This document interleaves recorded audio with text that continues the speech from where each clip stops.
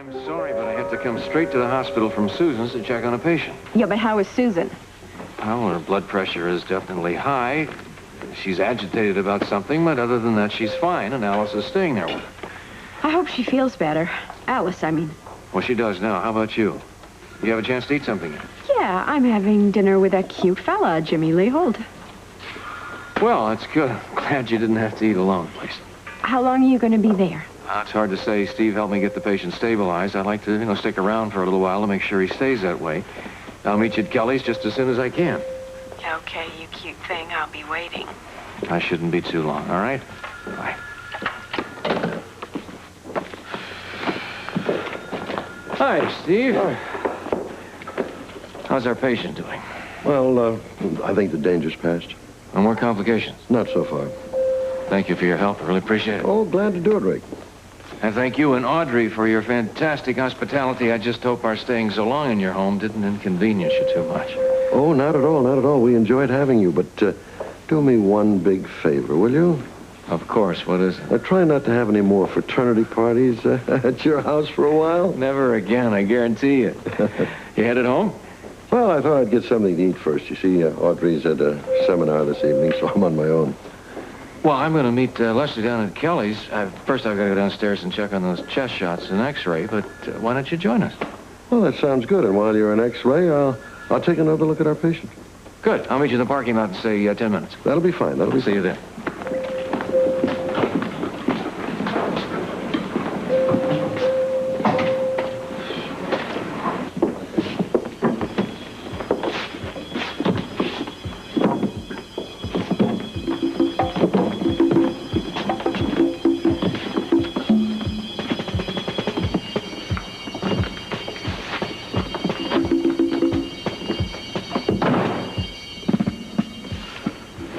Are you going to listen to reason, Susan, or not? Definitely not.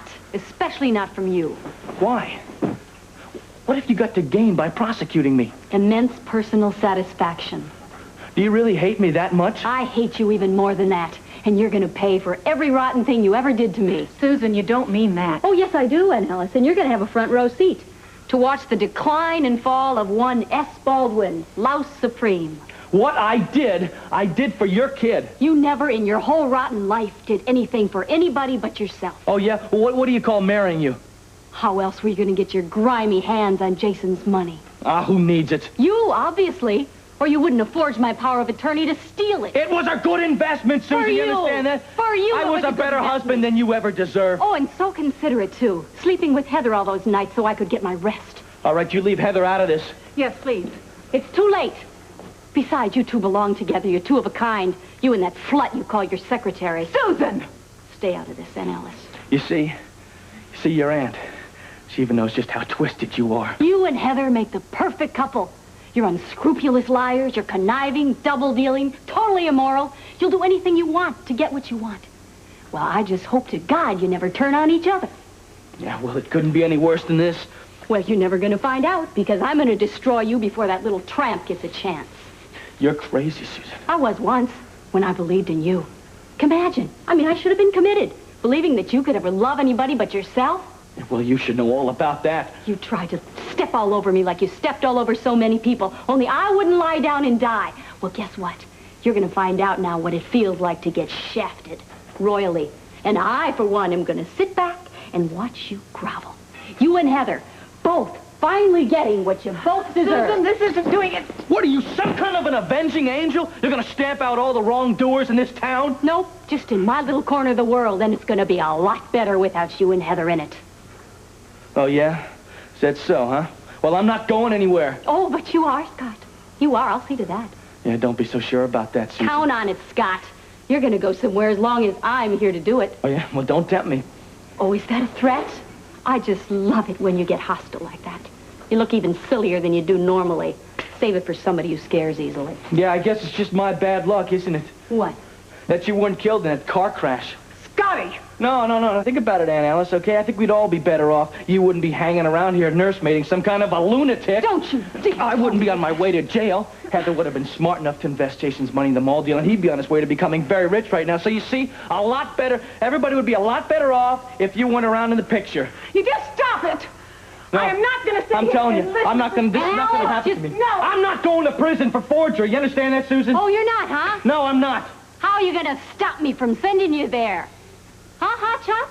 How are you going to stop me? What are you going to do? What's the matter? You got no answer? You want to know why you got no answer? Because there's nothing you can do or say that can stop me from sending you to prison. We'll see about that. School's out. You're finished. You forged a legal document. The bank knows everything. All I have to do now is prosecute. And that, dear husband, happens to be the first thing on my agenda in the morning. You're making the biggest mistake of your life. You keep saying that, Scott. What do you mean? I'm going to make you regret it, Susan. How are you going to make me regret it? You don't want to know, Susan. Come on, Scott. I just told you your threats don't scare me. Well, they should scare you. Why? Because you're involved with the mob? They're out to kill you, remember? Not me. No, Susan, you've gotten in the way. You've put yourself in jeopardy. I'm in the driver's seat, and you know it. Okay, listen, Susan. Don't you have any idea what kind of ridicule you're going to bring down on yourself for this whole thing? I expect just the opposite, Scott. I think they're going to applaud me for finally exposing you as the fraud you really are. They'll probably even give me a medal. In fact, the mayor himself will pin it on me. To Susan Baldwin for the selfless act of turning in her crooked husband. A medal for personal valor in the face of all odds. You're a saint, Susan, no doubt about it. Some people will think so. But personally, I find great satisfaction just in knowing that I'm doing the right thing. You know, you're colder than I ever thought possible. A cold I no doubt cost from you. No, don't blame that on me. I will blame it on you, Scott. I will blame it on you until the end of your days. You know, I thought Alan hurt me. He didn't even scratch the surface compared to you. You're sick, Susan. You know, you're totally out of your mind. Why? Because I expect justice? No, because you could do this to me. Oh, come on, spare me. Don't give me all the things I've done for you, Susan act. It's boring. And it won't work because I've made my decision, Scott. To prosecute me, huh? Exactly. Where are you going? I am going up to take a nice, long, hot bath and to luxuriate in the knowledge that tomorrow you will be behind bars. And while I'm up there, imagining you in your jail cell, I'd appreciate it if you'd get lost. I have an important engagement tonight, and I'd like to look my best. Not so fast. What are you doing? Stop that. I'm not through with you. You're hurting me, I'm not Fred. through with you yet. You hear me? Where's Rose? I need a beer. Hi. Outside with a broken down delivery truck. Oh, well, I need the beer. I'll get it myself. Alice, are you all right? Hey, is something wrong? What else? Susan. I just talked to Rick. He said she was all right. Not anymore. What happened? Well, I thought you were staying with her. I couldn't stay in that room one more minute. Did something happen? Yeah, Susan and Scotty had a terrible fight. Oh, well, that's not exactly unusual, is it? Well, this one was. I have never heard a husband and wife talk to each other like that, or anybody else for that matter. It was awful. So you left? Yeah, maybe I shouldn't have, but I just couldn't listen to him anymore. I just ran out and caught the bus and came here. Well, listen. Married couples fight all the time. You are talking to an expert. No, this was different.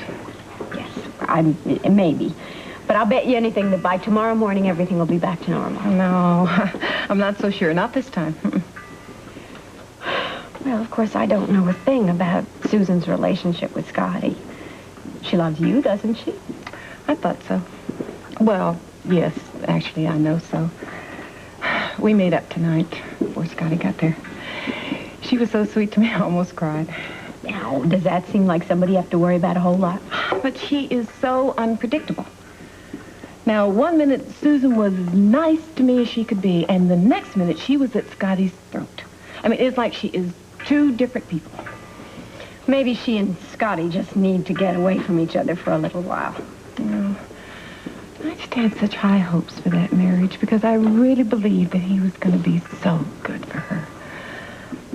But I got to tell you, Dr. Weber, I was shocked to see the way they treated each other.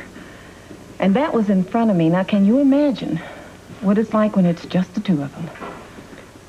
Well, I don't think think you should worry this much about it. I think you should wait. Give it a couple of days. It'll all calm down. It's not improving. It's getting worse and worse. When's it going to end?